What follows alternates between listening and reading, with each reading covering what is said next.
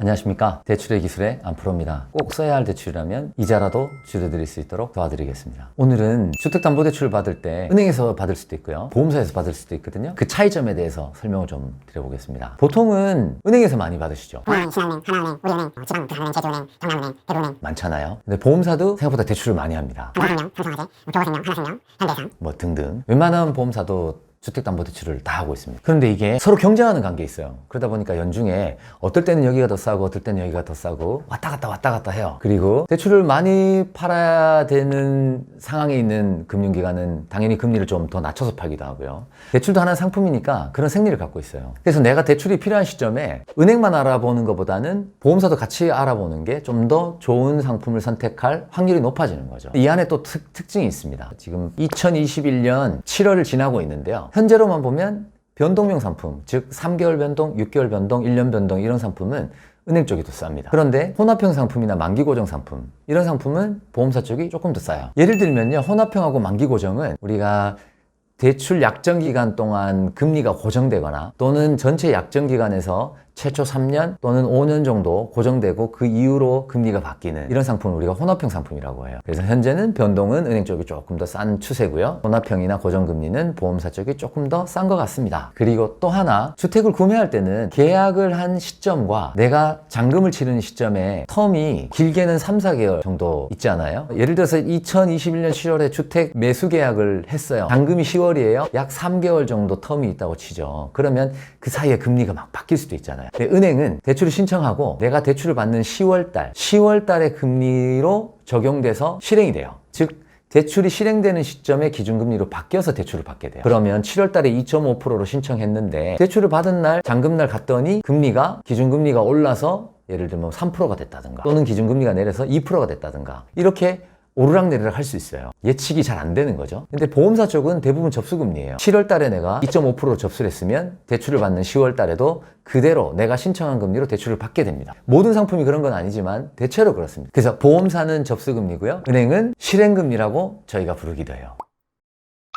그 다음 두 번째는요, 부수거래입니다. 대출 상담을 받을 때는 우리가 부수거래에 대한 얘기를 잘 못 들어요. 그런데 막상 대출을 신청하러 지점에 가면 생각보다 대출 이외에 해야 될 것들이 많아요. 예를 들면 카드를 한 달에 얼마씩 써야 금리를 잘 받을 수 있다. 급여 통장을 이체해야 된다. 청약저축 통장을 만들어야 금리 인하를 받을 수 있다. 우리가 이렇게 최저금리를 쓰기 위해서는 은행에서 요구하는 여러 가지 부수거래를 맞춰야 되는 경우가 많아요.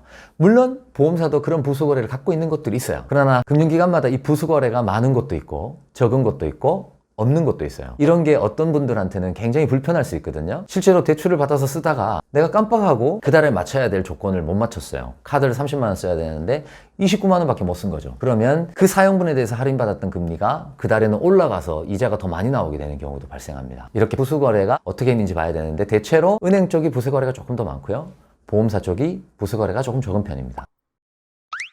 그 다음은 조기상환수수료입니다. 대출을 쓰게 되면 일정 시점까지는 중도상환수수료 또는 조기상환수수료라고 하는데 이게 부과가 돼요. 대부분의 상품은 3년까지 중도상환수수료가 있어요. 그런데 예를 들어서 내가 대출을 길게 쓰면 상관없지만 짧게 써야 되는 경우도 있을 수 있잖아요. 주택담보대출을 받았다가 몇 달만 있으면 이걸 다 갚을 수 있는 상황이 있을 수 있잖아요. 그렇게 되면 매우 짧은 기간 써야 되는데 이럴 때는 금리보다 더 중요한 게 중도상환수수료입니다. A은행에서 1억을 받아가지고 한 달을 쓰고 갚을 때와 B보험사에서 대출 1억 받아가지고 한 달 쓰고 갚을 때 경우에 따라서는 상환수수료가 굉장히 많이 차이 납니다. 이쪽은, 은행 쪽은 뭐 110만 원, 120만 원 이 정도 나올 수 있고요, 보험사는 적게는 뭐 60만 원, 70만 원 이 정도 나올 수가 있어요. 그래서 대출을 짧게 써야 되는 분일수록 조기 상환수수료를 꼭 체크하셔야 된다.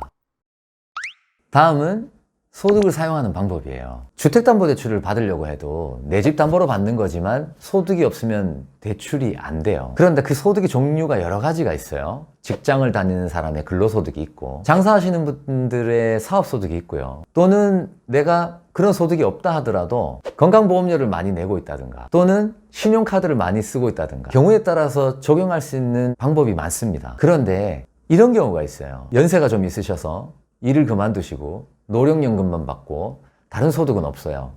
카드도 안 써요. 건강보험료도 아드님, 따님 밑으로 돼 있어가지고 안 내고 있어요. 그래서 은행에 주택담보대출을 받으러 갔더니 소득을 맞출 수 있는 게 없어서 대출이 안 되세요 라고 이렇게 들었단 말이죠. 근데 이런 분이 예를 들면 보험사에서 적용하는 신용소득이라는 게 있어요. 신용으로 책정되는 소득이 있거든요. 은행에서 쓰지 않지만 보험사에서 쓰는 것들이 있어요. 이렇게 소득 증빙도 안 되고 신용카드도 안 되고 뭘 증빙하거나 맞출 수 있는 게 없는 분들, 신용만 가지고도 받을 수 있는 경우가 보험사에서는 있을 수 있다. 이렇게 물론 같은 경우라도 어느 쪽에서 되고 어느 쪽에서 안 되는 경우들이 생각보다 많습니다, 대출은. 그래서 소득을 적용하는 방법이 약간 다를 수 있다. 내가 여기서 안 된다고 해서 포기하지 마시고 크로스 체킹 하시면서 알아보시면 좋을 것 같습니다. 그리고 DSR입니다. 현재 은행권의 DSR과 보험권의 DSR이 차이가 있습니다. 보험권의 DSR이 약간 더 여유가 있습니다. 내가 연봉 1억인데 주택담보대출을 받으려고 했더니 소득 대비 받을 수 있는 담보대출의 크기가 이만큼이다. DSR 때문에. 그런데 보험회사에 갔더니 같은 1억 소득에 받을 수 있는 담보대출의 크기가 요만큼 더 된다. 그거는 DSR이, 보험사가 적용하고 있는 DSR이 조금 더 유연하기 때문입니다. 전국에는 같이 맞추려고 보험사가 계속 줄여가고 있어요. 그렇게 이제 정부가 방침을 정하고 있고요. 그렇지만 아직까지는 보험사의 DSR이 조금 더 여유가 있는 상태입니다. 그래서 혹시 은행권에서 DSR 때문에 대출을 충분히 못 받는 경우는 보험사 측에도 반드시 문의를 하시면 좋을 것 같습니다. 네. 여기까지 주택담보대출을 받을 때 은행과 보험사에서 받는 어떤 차이점에 대해서 조금 설명을 드려봤는데요. 그렇다면 앞으로가 알려드리는 오늘의 꿀팁은 대형은행이라고 해서 반드시 금리가 싼 것은 아니다. 은행이든 보험사든 많이 알아보면 볼수록 조금 더 저렴한 상품을 쓸 가능성이 높아집니다. 조금 귀찮으시더라도 큰 금액의 대출이니까 충분히 알아보시고 선택하시면 좋을 것 같습니다. 오늘 내용이 도움이 되셨다면 구독과 좋아요, 알림 설정까지 부탁드리겠습니다. 그래야 저 안프로가 돌아올 수 있습니다. 감사합니다.